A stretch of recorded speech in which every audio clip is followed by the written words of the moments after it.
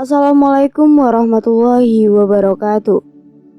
Rahayu Sagung Dumadi. Kembali lagi di channel Babat Nusantara.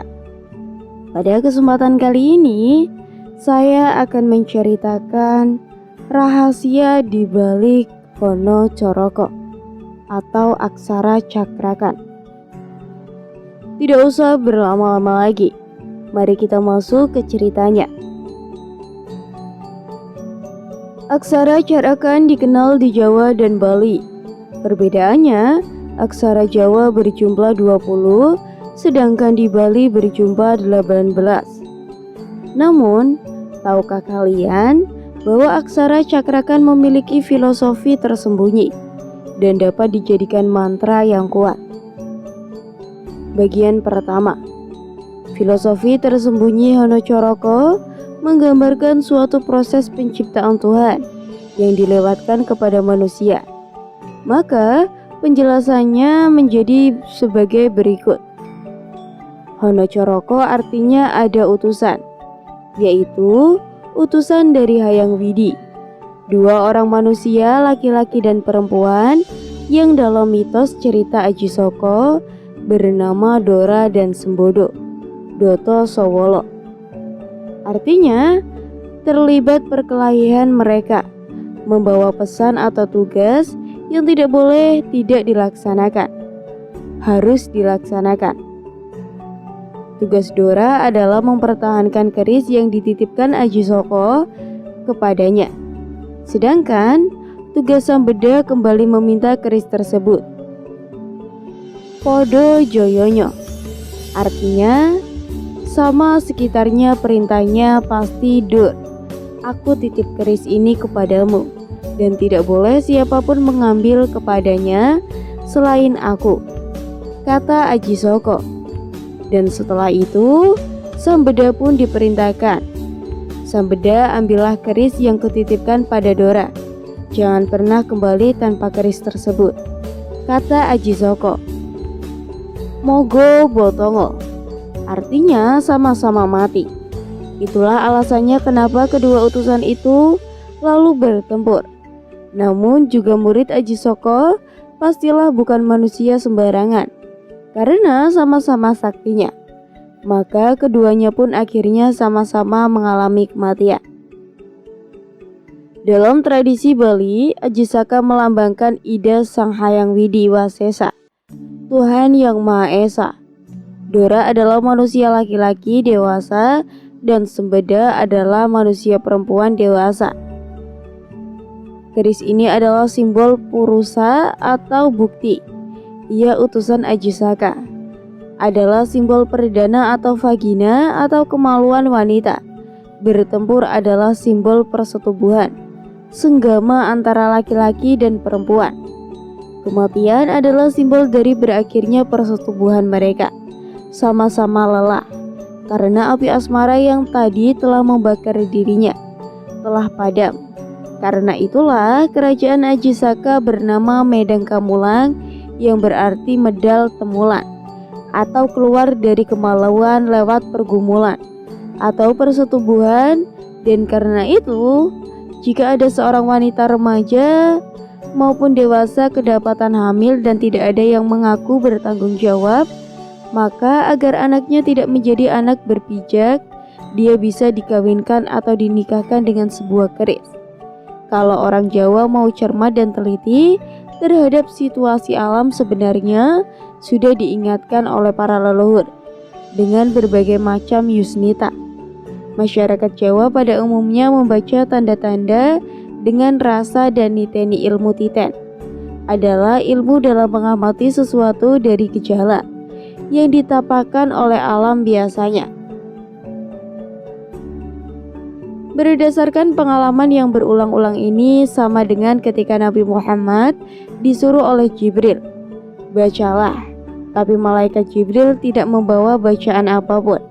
Yang dimaksud oleh malaikat Jibril adalah membaca tanda alam dan kondisi lingkungan para leluhur, mengingatkan bahwa orang Jawa sudah diingatkan untuk ojo gumonan, ojo kagetan lan ojo tumeh. Artinya, jangan mudah heran, jangan mudah kaget, dan jangan mudah takabur.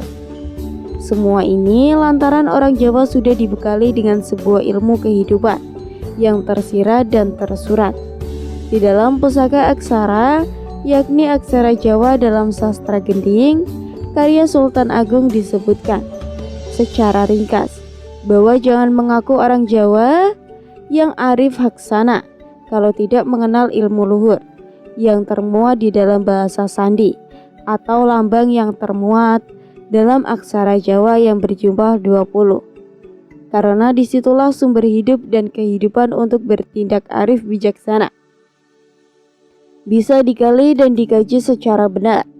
Nenek moyang Jawa sudah memberikan panduan untuk mengenali hidup dan kehidupan, untuk tidak mudah kaget terhadap gejala alam yang aneh-aneh.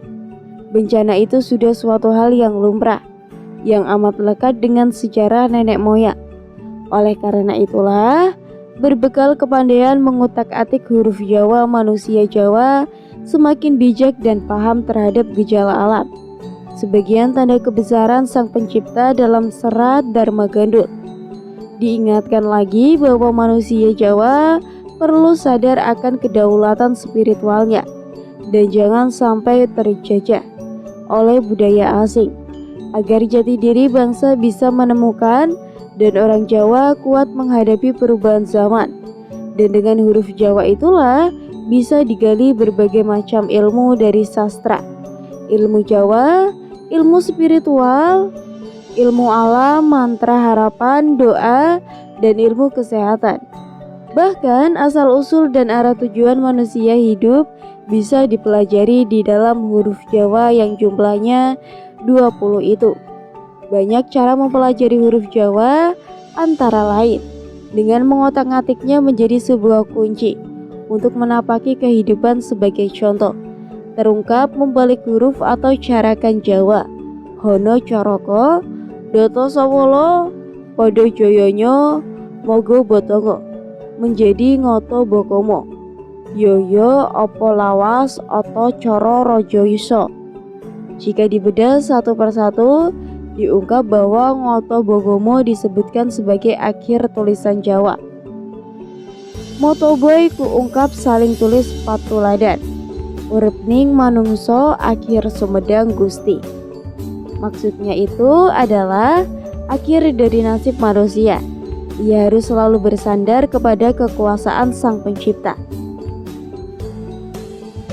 Apapun yang terjadi dengan kehidupan manusia, ia harus bersandar dalam kekuasaan Allah. Entah itu tengah susah, tengah gembira, tengah suka tentang dugaan, semua dikembalikan kepada kekuasaan yang maha tinggi.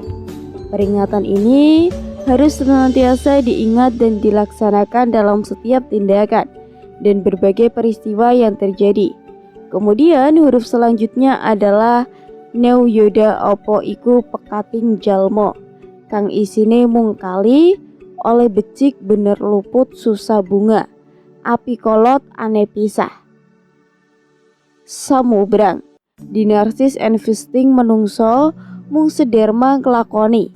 Maksudnya itu adalah sikap dan tindakan manusia yang isinya cuman yakni jelek dan baik, benar dan salah, sedih dan suka, baik dan buruk yang tidak terpisahkan. Sesuatunya sudah digariskan dalam kepastian manusia. Hanya sekedar menjelaskan, kekhawatiran di sini tidak diperlukan, lantaran semua sudah dipersirahkan kepada Yang Maha Pencipta. Kalau tidak aneh-aneh atau orang neko-neko, menungso bakal menjalaninya dengan mengalir anut zaman kelakuan. Semua bakal baik dan selamat. Disinilah manusia diingatkan untuk tidak terlalu sedih kalau sedang sengsara, dan jangan terlalu gembira apabila tengah mengalami kejayaan. Semua harus berjalan dalam rangkaian kehidupan yang mengalir, indah bagai rangkaian bunga, yang indah tumetes ing kacuan, dedi orang tering kanugrahan. Kekecewaan bisa menjadi rangkaian kebahagiaan, suatu upaya untuk mengubah hidup yang sengsara dan menderita menjadi bahagia. Kemudian lauto yaitu Dedi Nihwijoyo Sinamada dateng Gusti Bopo Biung Mungkin Aryo lantaran maksudnya manusia diingatkan akan awal kehidupan yang berasal dari orang tua yang melahirkannya. Untuk itulah manusia jangan sampai melupakan asal dan muasalnya. Meski sukses di dalam kehidupan, tetapi tidak boleh melupakan orang tua yang telah melahirkannya ke dunia. Di sini juga mengandung arti bahwa orang tua juga tidak boleh terlalu menguasai anak, lantaran anak hanyalah titipan Hayang Maha Kuasa. Menjaga anak, membesarkan dan menjadikannya sebagai manusia yang berbudaya dan bermartabat itulah tugas orang tua.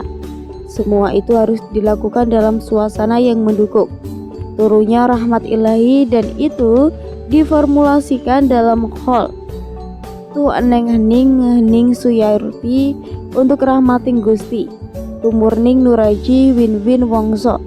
Kalau keberkahan menunggaling roh ilahi ambar jabang bayi. Semuanya dilakoni dalam suasana yang sabar, sare nerimo dalam suasana spiritualis yang sangat indah dalam jalur ikatan keilahian, sehingga menurunkan rahmat ilahi dan kapan saja mampu bersatu kembali dengan Hayang Maha Suci. 9. Memberikan sebuah benih kehidupan yang baik.